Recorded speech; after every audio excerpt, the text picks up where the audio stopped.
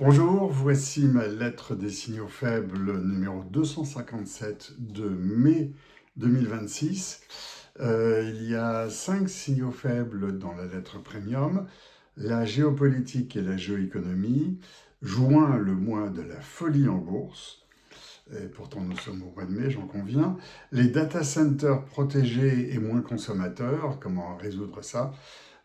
Quatrième signal faible: les influenceurs sur tapis rouge à Cannes, et Trump en numéro 5, Trump high-tech contre Iran low-tech.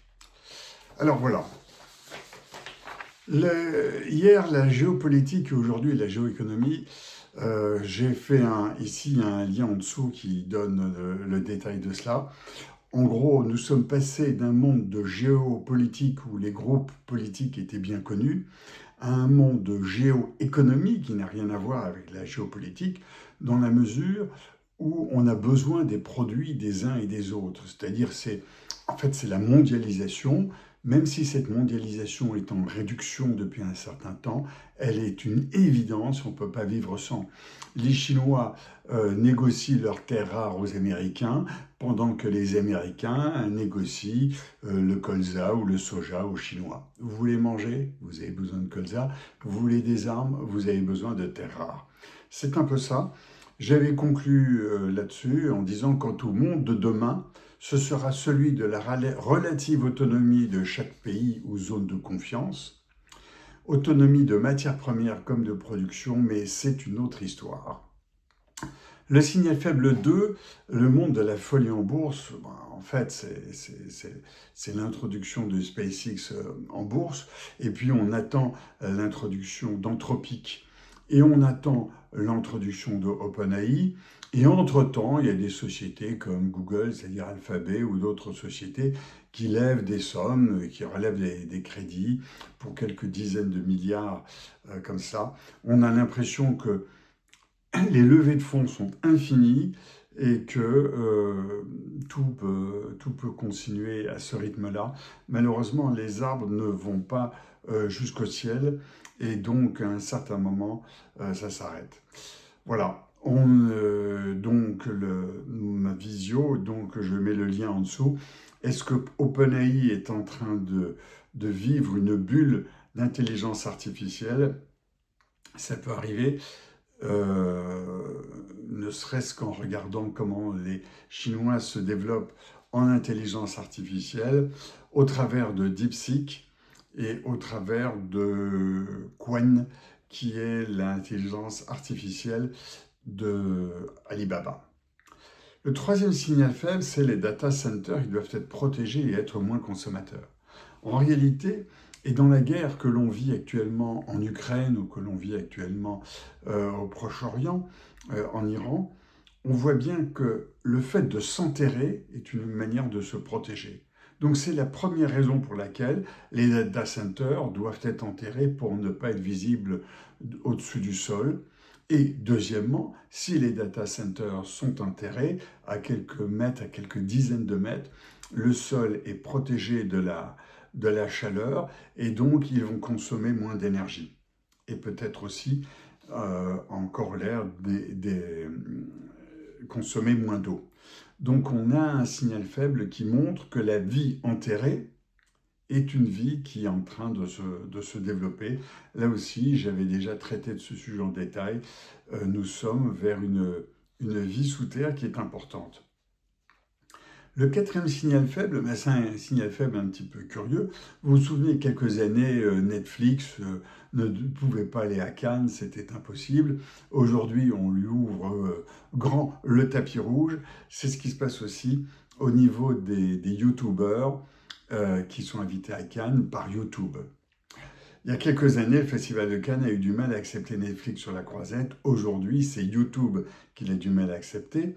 Seb Lafrite, 5,8 millions d'abonnés, il paraît que c'est pas beaucoup, Squeezie en a 30 millions.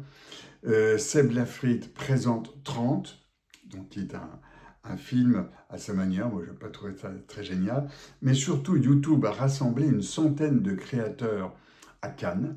Le chiffre d'affaires 2025 de YouTube serait de 40 milliards de dollars, 40 milliards de dollars, avec une croissance de 10% en un an. Ça ne me semble pas énorme, pendant que TF1 et M6 étaient à plus 3 ou plus 5% de croissance. Et il agit en tant qu'hébergeur, hébergeur et non diffuseur. Et de plus en plus de chaînes de producteurs choisissent leurs morceaux, de producteurs TV, choisissent leurs morceaux, des passages d'émissions ou des émissions entières pour passer sur YouTube. Et on en a de plus en plus d'extraits. YouTube devient vraiment la télévision des moins de 25 ans. Et le producteur Banjai achète l'émission de Squeezie qui s'appelle Stop the Train. Je vous encourage à la regarder. Belle démonstration que le futur est sur YouTube et n'est plus à la télé, qui est pour des gens de mon âge, pour les vieux schnocks, comme on peut dire. Pour Squeezie, il a lancé un produit que je vous encourage à goûter qui s'appelle, je viens de terminer la bouteille, Kombucha, Ciao Kombucha. Je vous encourage de le voir. Squeezie, 30 millions d'abonnés, c'est 45 millions de chiffre d'affaires. Il faut le savoir, et ça, c'est un signal fort. Cinquième et dernier signal, Trump high-tech contre Iran low-tech. Ça, c'est quelque chose qui est évident et qui est troublant pour les années à venir. Trump et ses services ont mal interprété la guerre en Ukraine, si bien que la guerre en Iran est une catastrophe militaire comme financière. Bon, ils imaginaient que les choses allaient se suivre.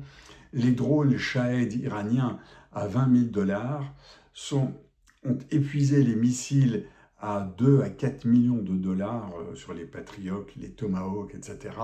Les États-Unis ont consommé les 2/3 de leur stock de munitions.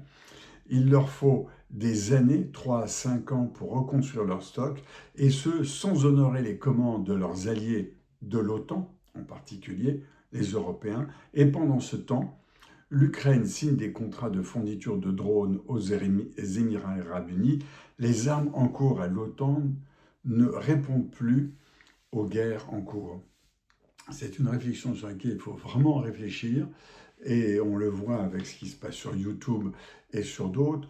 On est dans un monde où ce n'est pas le plus gros qui est le plus fort, ce n'est pas les chaînes de télévision qui sont les plus fortes aujourd'hui, ce n'est pas les États-Unis qui est plus fort vis-à-vis de l'Iran, et ce n'est pas la Russie qui est la plus forte vis-à-vis de l'Ukraine.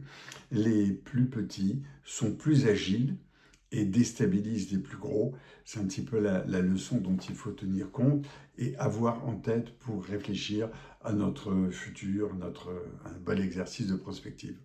Voilà, je repars en plongée. À bientôt.